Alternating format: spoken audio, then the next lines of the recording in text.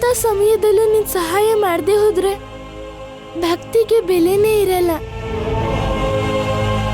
ನೀನೇನಾದ್ರೂ ಮಾಡ್ಬೇಕು ತಾಯಿ.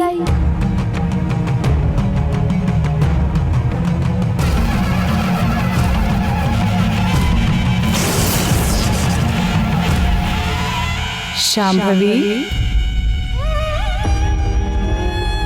ಅಮ್ಮ, ತಾಯಿ.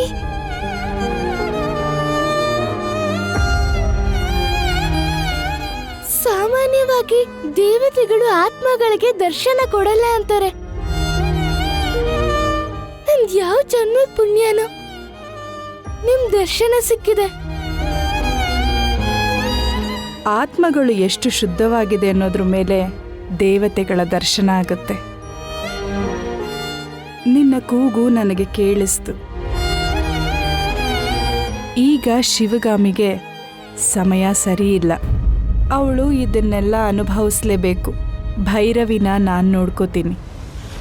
ನೀನ್ ನಿರಾಳವಾಗಿ ಹೋಗು. ನಮ್ಮ ಅಮ್ಮನ್ಗೆ ಒಳ್ಳೆ ಸಮಯ ಬರೋದ್ ಯಾವಾಗ?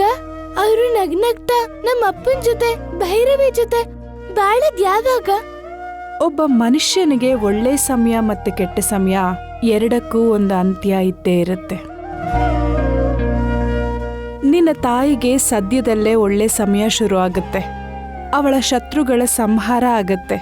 ಅದು ನಿನ್ನಿಂದಾನೇ ಆಗತ್ತೆ. ರಾಮಾಯಣದಲ್ಲಿ ರಾವಣನ ಸಂಹಾರ ಪ್ರಾರಂಭದಲ್ಲೇ ಆಗಲಿಲ್ಲ. ಎಷ್ಟೋ ಘಟನೆಗಳು ಕಳೆದ ಮೇಲೆ ರಾಮ ರಾವಣನ ಸಂಹಾರ ಮಾಡಿದ್ದು.